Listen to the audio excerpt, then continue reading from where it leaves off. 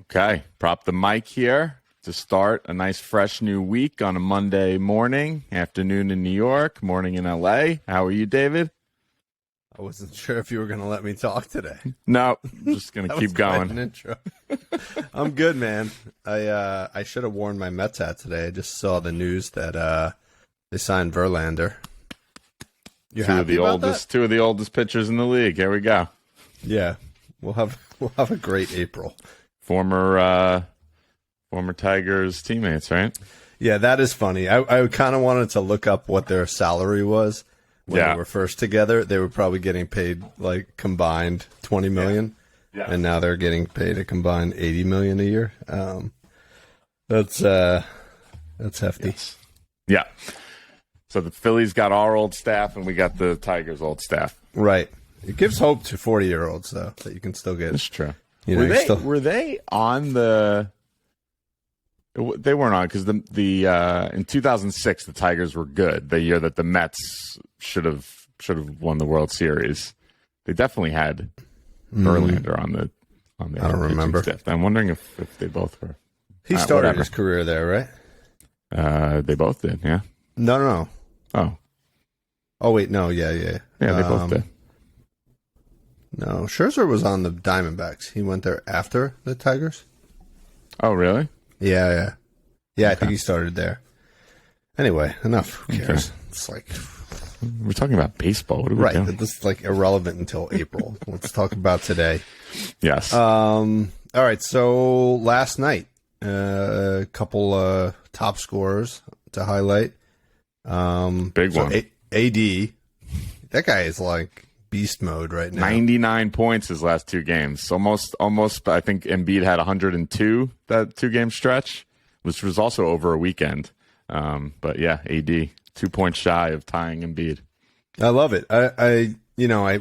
We've spent half of this podcast talking junk about the Lakers, but I do think the league is better when they are good. So for sure. Hopefully they go out, they make a move, and they're able to pull it together and make the playoffs, because I think a LeBron-less playoff is not as fun. Yeah, the NBA doesn't like that. A lot of news, though. I had while I was getting prepared for the show, I had NBA radio, Sirius NBA radio on in the background, and a lot of Knicks talk. Knicks are ready to make a move. Exactly what that is, I don't know, but yeah, that's what they were talking about. Yeah. All right. And did you see our boy Jose Alvarado had 38 yesterday? He said, they spoke about that. He's never scored 38 ever. He's never scored that many points in a game ever in his entire life. Like in high school, right? In high school, anytime. It's pretty crazy. He probably didn't even start in high school. Yeah. And Brown, Jaylen Brown, who we're going to talk about in a little bit, had 34. Durant, as you predicted, had a big game with 31. Yep. Ja had 33, and Zach LaVine had 41. So a lot of big point scoring. I'd also like to point out that I just saw a tweet come across the desk this morning that Ja Morant is getting his own shoe from Nike.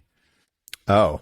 So I'm surprised he does. I honestly am surprised he doesn't have one already. Yeah, he should. But I guess now that Nike dumped Kyrie, they need a new guard to have a shoe. So it's going to be Ja. So might have something on Ja tonight to celebrate his Nike shoe deal. All right, Ja, lay off Twitter, and you'll keep that deal.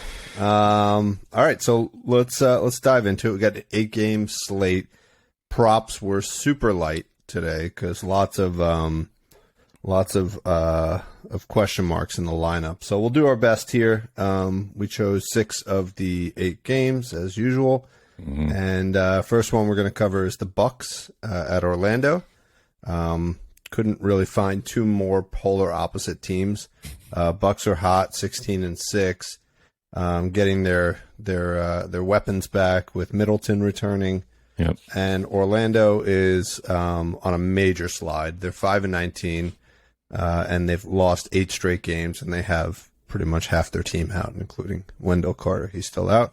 Orlando's getting 9.5 at home, which is just a massive number of points to get at home. And then total is 225.5. The Sharps were on the under. What do you got? someone's birthday tomorrow. Oh, tomorrow? I Does that always work? look at the next day. It works, Yeah? especially when it's Giannis. Oh. Yeah, I think tomorrow works. Yesterday does not. Yesterday does not. It's either your birthday day or if your birthday's tomorrow. Yes. Yeah. I we got always to the look next at the yesterday birthday fade potentially. Yeah, Right? that's Like, true. Going out celebrating. Good point. Good We're point. gonna have to find one. Well, maybe we'll if Giannis plays on Wednesday, we'll see how he does. Yeah, that's true.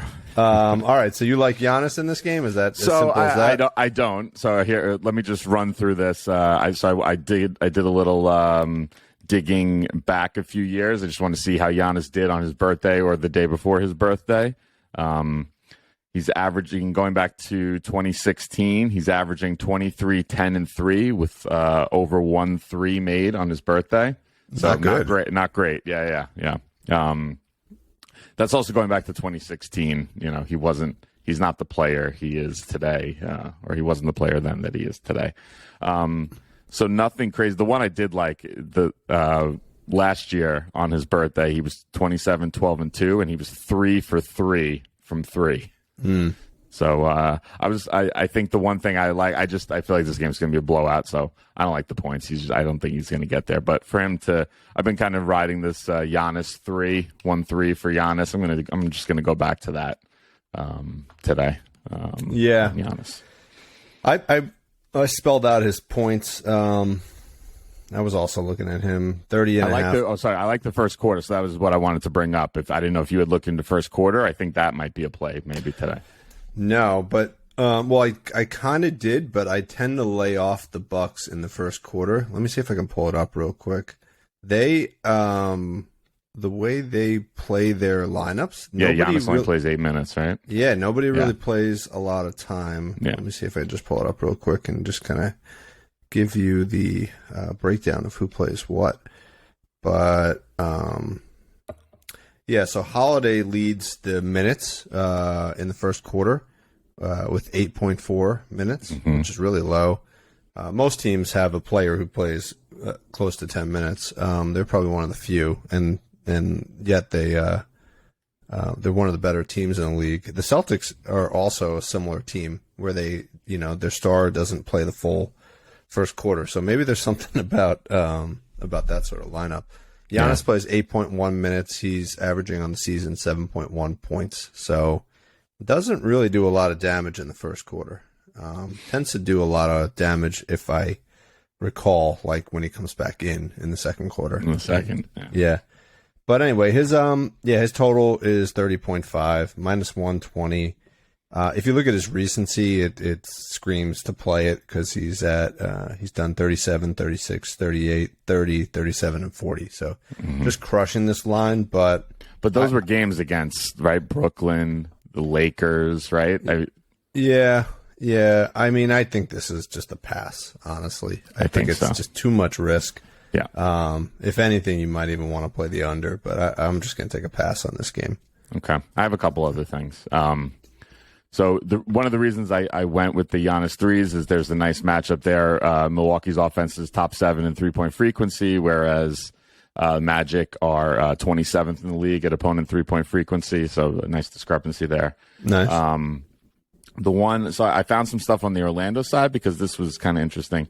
Orlando's offense is top 10 from long mid-range, whereas Milwaukee is almost dead last, number 29th at opponents' long mid-range, and they're number 28th, 2 from the bottom there, mid-range overall. Okay. Whereas if you look at the rim and from 3, Milwaukee's top 5 at the rim, top 3 from 3. So the one place you can target them is in the mid-range. So Orlando has a couple guys who fits that game. Banchero's one. His line's 18.5 points. He's done it at home this season in 7 of 8 games at home, and the one game he missed, he had 18. So I like that. I didn't jot them down, but super. He's in above 90. He's 90th percentile in mid range shots. And so is Franz Wagner. His line's 17.5. He's done it at home in 9 of 12. And the 3 times he missed this season, he had 17, and then one game was 13. So almost there too. And that it also fits his game, though he's not shooting as well as Banchero is. He gets the opportunities. So I think I like those two. Those guys will, even in a blowout, I think they get a little bit more run being kind of younger players, possibly. And given a good matchup. If I recall, we looked at this maybe a week or two ago, but Orlando doesn't tend to get blown out very much. They just lose a lot of close games. Mm-hmm. So this is a complete mismatch. So yeah. I think they could today, but they could also very well, like, the Bucks are also very streaky. They go out on big leads, then they blow them, then they go out on big leads, they blow them, especially between the first quarter and the second quarter. So I could see this being a competitive game for at least 2 quarters. So yeah. The other thing I looked at, if you just take both of these, got 15 points each, which they get. I don't know what the hit rate is, but those two together at 15 points, I don't think. Whatever, it's pretty high, but you put those two together. I think it was minus 110. Okay, something like that. That's not bad to put those two together. Yeah, I think Banchero, it was like minus 300, 320, and Wagner was like minus 280, something. All right. I got one other. I found Bol to have a steal tonight. He's done it in 6 straight games. It's plus 110. Ooh, no window Carter. Nice. Yeah, I like that. Yeah. Just on Banchero, if you did want to play a first quarter play, he's a pretty good option here. In the last 5 games, which probably reflects what he's been playing without Carter, maybe a few more than that. He plays 10.3 minutes, 6.6 points, and 1.2 rebounds, 1.6 assists. So really, it's about points. His line is set at 4.5. So some good cushion there. I think he's worth playing there. And you're not riding his assists. No, I like to get out before the train crashes. Smart. I mean, they'd say just keep riding it until you lose, but I don't know. This feels like it's not sustainable. Okay, and he'll let's have move Giannis on him. Right? Yeah, exactly. Yeah. All right, so next game we got the Thunder at the Hawks. Thunder 10-13, notable 4-8 on the road, so not a very good road team. Whereas the Hawks are 13-10. They are 8-4 at home where they're playing, and they also are riding a 2-game win streak. John Collins and the recent birthday boy DeAndre Hunter are both out. Hunter didn't even play in that game. It was his birthday, so he's got some sort of injury. Spread is, maybe he's just one of these people that feels like it's like a PTO day, like their birthday. They don't have to work. Yeah. Right, like a company holiday for your birthday. The Hawks are the Sharps are on the Hawks minus 6.5, and don't really have an opinion on the total, but the total is high, 237. So lots of points are going to be scored in this one. Okay. Just remember, John Collins is out, so that's going to have some impact. Okay. So this Sharp is on the Thunder in this game. You're a Sharp? I'm a Sharp. Okay. Really? After I just told you they're a bad road team and the Hawks are hot, especially at home. Yes. So I like the matchup. So here's them. Wait, hold on. You like them outright, or you like them with the points? 6 points, right? 6.5. Yeah. Yeah. I love the points, and I actually think I like them outright. Yeah. Okay. Bold. Yeah. Here's why. So you split the way you look at the defense, like we've been talking about. You look at plays and shots at the rim, from mid range, and from 3. Right. You look at OKC's defense. At the rim, they're 29th in the league, right? Almost dead last. Yeah. But from mid-range, they're top 6. They're number 6. And from 3, they're number 3. So good defense, just not down low. Look at Atlanta's offense. What are they great at? They're number 1 from mid-range, but OKC's number 6 defensively. So you have a decent matchup on OKC's side there. At the rim, where OKC's bad, Atlanta's also bad. They're 25th in the league at offense around the rim. And from 3, they're dead last. Okay. So you have 2 good matchups. OKC is very good defensively, where Atlanta is not. You also have a turnover difference here. OKC turnover percentage on offense, they're top 5 in the league, and on defense, they're number 2 in the league in creating turnovers. Okay. So all that added up is making me lean towards OKC today. Here's what I like. SGA, you said it the other night. It should be an automatic. 30 points. Right? I think his line was 30.5. Yeah, right? it is 30.5. Which actually makes a difference. Like if you look at it historically, it gets to 30 quite a bit. Yeah. So you could play that down to 30 if you want. You could. At 30.5 though, he's done it in 9 of 12 games on the road this season, including 4 of his last 5 on the road. All right. No. Sorry. 9 of 12 on the road, including 8 of his last 10 on the road. And then overall, he's done it in 4 of 5 and 7 of 10. So even on the road, he's been 80% hit rate, his last 10 games on the road to get there. Yeah. I like it.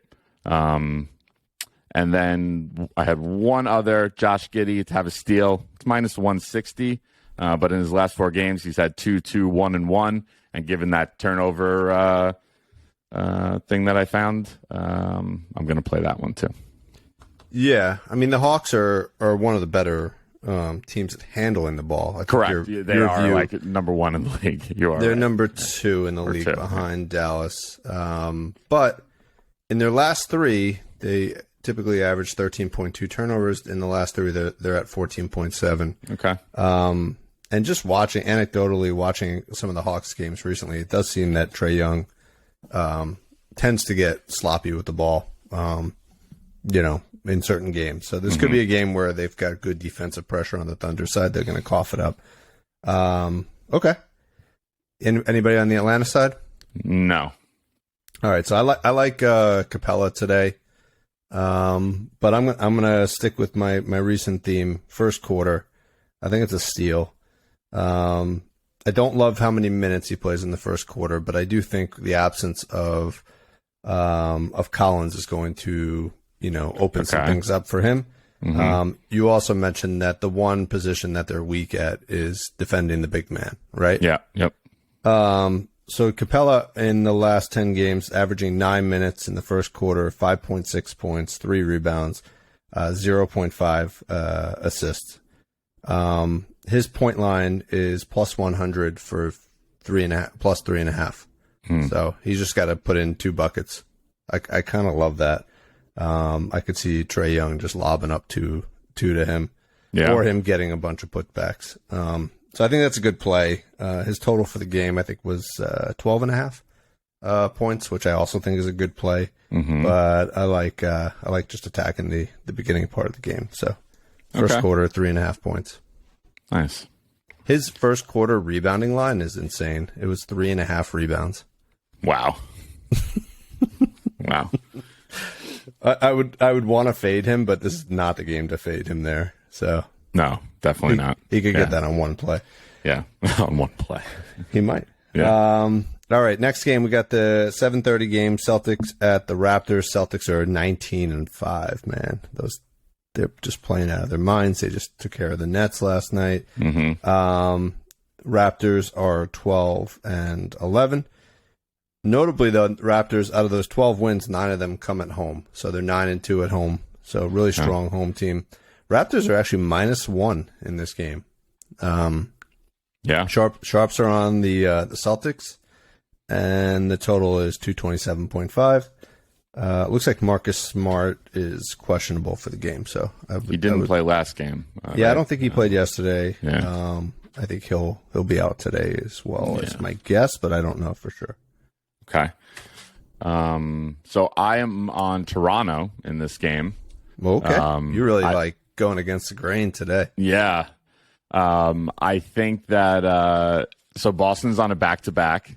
I was just listening on that same NBA radio. They had Brian Scalabrine on, who does the Celtics broadcast, and they an unbiased opinion right there. Yeah, no, this you could take. He said after the game last night, they got out there. It took them over 8 hours to get from Brooklyn to Toronto. They got in like super late, and then they leave right after this game. They have a West Coast road trip to Phoenix. They're playing both teams in LA, so they got nice warm. They're in Toronto. They're tired. They got a nice warm West Coast road trip to look forward to. Toronto's winning this game. Yeah.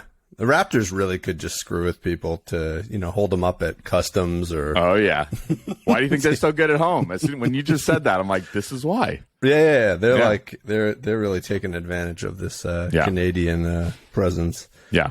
Okay. So you're clearly going with somebody on the Raptors side.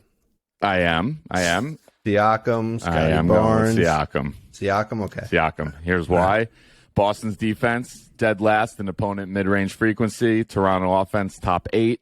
The guy who crushes it, he's almost in the 100th percentile, is Siakam. 55% of his shots come from mid-range. He's shooting 48% from mid-range. His line's 23.5 points. If you look at his last 5 games, he's only done it in 2. But who did he play in those games? Dallas, Cleveland, and New Orleans. Those 3 teams, great defensive teams. He didn't hit it. When did he hit it? Against Brooklyn and against Orlando. I think you have a Boston team who's not great defensively. Yeah, not now. Yeah, especially on the back-to-back, like we just said, and given this, this mid-range, they're not great in mid-range. This is why I'm going with Siakam. Okay. All right. You got anybody on the Boston side? I do. JB? Huh? JB? Jaylen Brown? Nope. No? Okay. Nope. All right. Ready? Sneaky play coming up. On me or on you? You. Yeah. So Boston's offense is number 2 in three-point frequency. Toronto's defense, they're number 24 in opponent three-point frequency. But if you isolate that just to corner threes, they're dead last. So I want to look guys from 3. Who's playing tonight for Boston because they're on a back-to-back? Blake Griffin. Oh, boy.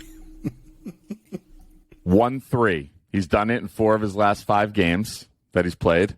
He's shooting 40% from 3 and 50% on corner threes. He gets his run. It's not like it was with the Nets where, he's part of the rotation. That's not the way he is in Boston this year. It's like you're not going to play you're going to play once a week, once every 2 weeks. Right. Have this sort of situation, but you're going to get extended run, and we're really going to count on you. So what's he going to do tonight? He's going to try to, recreate some magic of years past, and he's knocking down a 3. I love it. I like that. I actually like that strategy because, when he goes out there, he plays like it's his last game. Exactly. Every game. And his that teammates includes, love him. They're going to be looking to get him the ball. I'm telling you, this is happening. But this does feel like a Celtics, they're just going to concede this game a bit. Yeah, but they need Blake to play. They'd rather. Yeah, he'll be the one. I'm agreeing with it. Yeah. That sort of theme aligns more with Blake Griffin playing a good amount of time. So you know what's even better? The line's not out yet, but you know who's going to get extra run in this game for that very same reason? Sam Hauser. I'm telling you. He's shooting 86% of his shots are from 3. He's shooting 47% from 3.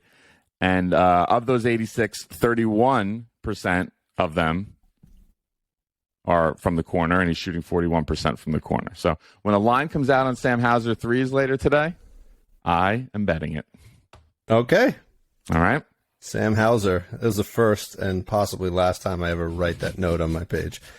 All right. I feel like we're seeing this game a little differently. I am just going to go with what's working. Jaylen Brown, his line's 26 points. Mm-hmm. He has done that in 7 of the last 10 games. He's completely underrated, this guy. Like, everybody focuses on Tatum, and Tatum is having a potential MVP type season, but this guy is having, it would be a candidate for MVP as well if you look at his numbers. The so 7 out of 10 of the 3 games where he didn't hit it, he had 25. Okay. So he's basically almost an automatic 25 points. So I kind of like bringing it down from 26 to 25. 25. Yeah. 25 is minus 135. Okay. If you don't want to pay the minus 135, what you could do is you could add in 4 rebounds. And if you add in 4 rebounds, which he's done every single game this season, except for the first game of the season, that brings the minus 135 down to minus 116. So, I think that's my play. Did you look at putting it with 3s, maybe? I don't know. Maybe, yeah. You could put it with probably like 2 3s. Yeah. But he does, I was looking at that, he does have some of these 25, 30-point games where he only puts up only makes 1 3. Gets the volume, but doesn't always hit it. The other angle with him, again, first quarter, in the last 10 games, he's averaging 8.3 points in 10.2 minutes, 1.7 rebounds, 1.4 assists. His line in the first quarter is 6.5 points. So I think that could also be a good play if you wanted to pair. What they'll let you do at the books, at DraftKings specifically, is they'll let you put first quarter along with full game. So you could even do 6.5 points in the first quarter or 7 points in the first quarter, along with 25 points for the game. So okay. I'm going to do something with Jaylen Brown, one of those. I think he's going to have a decent game, even if they lose. All right. I also had I like that. I also had Tatum 3s, just given the given that 3-point matchup, and then I looked. He's got some. They're being on a back-to-back. I also like it because I didn't note what he did yesterday, but on Friday when I had him, he was 0 for 7 from 3. So you feel like that's that's going to be a little bit better. But 3 games, he's played 3 games this season on no rest, and in those 3 games, he had 7, 6, and 4 3-pointers made. Yesterday he went 3 for 6. So back in business. Nice. Okay. All right, let's move on from this game. Next game we'll probably talk very briefly on this one. Heat versus the Grizzlies. Heat are 11-12. Grizzlies are 14-9. Also worth noting, Heat are a poor road team, 3-8 on the road, whereas the Grizzlies are a great home team, 8-2 at home. A lot of question marks on the Heat side. Yeah. It feels like every game you look at the Heat, it's like every player is a game time decision. On the Grizzlies, they got a few people out. Bane is the big one. Grizzlies are minus 1.5 in the game. Sharps were on the Heat, actually. And total was 224. Sharps were on the under. Really not a lot of lines available. No. For this. I think it was like Dylan Brooks and Morant. That was it, right? That's it. Yeah. Anything on those two pop out to you? Actually, yes. Okay. So Brooks, 2.5 assists. He's done in 8 straight games. The one game he played on a back-to-back this season, he had 5. And one game against Miami last year, he had 8. So, okay. Yeah, I'm on that. And then I had to do something on Ja just because the sneaker deal. So Ja to have over 1.5 threes. He's done it in his last 4 or 5 and 7 of 10. They played one game at home on a back-to-back this season. It was against Boston, and he had 5 threes in that game. Yeah. Fits with your theme of the Heat with threes, right? Yep. So, okay, cool. I like Brooks rebounds. 3.5 rebounds. Over 3.5 rebounds. He's done that in 12 of 15. So nice. You're on the rebounds. I'm on the assists. Yeah, maybe I'm going to look at maybe putting them together too. Maybe the RA prop or the RA. Yeah, Yeah. All right. Next game is kind of the fun game of the night. We got the Suns at the Mavs. A little Western Conference playoff rematch. The Suns are 16-7, 4-5 away. So really strong home team, kind of a 500 team on the road. Paul is out again, and the Mavs are 11-11, 9-3 at home. So you got a kind of an okay, mediocre away team going against a really strong home team. Mavs are -3 in this game. Sharps are on the Mavs and the under 221.5. Mavs and under. Yeah. All right. I couldn't find much for this game. They're two teams that we kind of stay away from generally. Yeah. Dallas more so than like Phoenix and like last year, but still Phoenix pretty good. One thing I because I couldn't find much, you have two guys that just dominate scoring and usage for these two teams. So my one play, if you put Luka and Booker together, 30 points each, it's plus 166. I think that's what I was looking at as well. I mean, Luka alone at 30 points is what, like probably minus 190, and Booker's minus 120. Yeah. That's insane, right? I know, for 30 points. Right, 30 points. But you have 40% usage, and yeah. Yeah, and they're both going to be going at it. I think Luka is a definitive 30-point game in this game. I think Booker could be held under that line. So I would say maybe bring Booker down a bit in this. Maybe Booker at like 27, 20, 25, even if that works, 25 and 30. Or if that's too low, then maybe 27. Minus 112. Yeah, that's not bad. Yeah. If you put Luka 30, Booker 25 is minus 112. Yeah. And then the fun play would also be to just put them both getting 40. 35 and 35 or something, yeah. Or I don't even know if they're off for 40 anymore, but just assuming they're both going to go all out. So that's possible as well. Oh, they do? They have 40 and 40. Yeah, what do you get for that? Like plus 400 or something? Plus 600? For 40 and 40? Yeah. No, it's 25-1.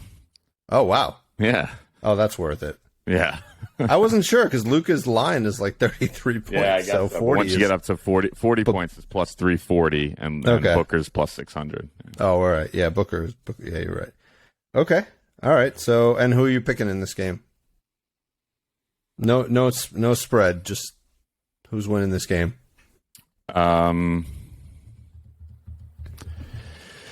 Oh, it's so tough. Dallas is at home. I'm going to go Dallas at home. Yeah, I think so too. They're a really good home team, and the Suns, even though they're playing really well, they don't without if they had Cam Johnson and Chris Paul, it'd be a different story, I think. Yeah, exactly. All right, and then our last game, we got the Pacers at the Warriors. Pacers. This game's at 10 p.m. It's the last game of the night. Pacers are 12-11, 5-7 on the road. They are sliding right now. They've lost 3 in a row, and Halliburton has been out and continues to be out tonight. The Warriors are 13-11. They are actually 11-1 at home. So of the 13 wins, they have won 11 of those at home. Poole and Wiggins were both game time decisions, although it showed Wiggins in the starting lineup, projected starting lineup. So it looks like he'll go. Okay. Warriors are -11 in the game. Sharps were on the Warriors, giving up all those points, and 237 for the total. Sharps were on the under.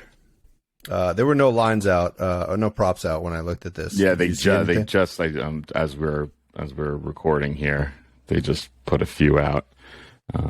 But just matchup wise, two things that popped out on this was Pacers defense is top 10 in turnover percentage, going up against Golden State's offense is number 28th in turnover percentage. So might be able to get if you find a steal or a block from somebody that looks good, that might be a way to go. You there, Dave? Otherwise, You have Golden State, who is top 5 from 3, going up against the Pacers, who are bottom 10 in three-point frequency and bottom 5 in three-point accuracy. So those would be the two teams. I mean, those would be the guys I want to look at. Maybe look at something Steph threes or Clay threes. I think that's about it until some lines come out. So I think we lost Dave, but we were just about to wrap up anyway. So nice work, and we'll see you tomorrow.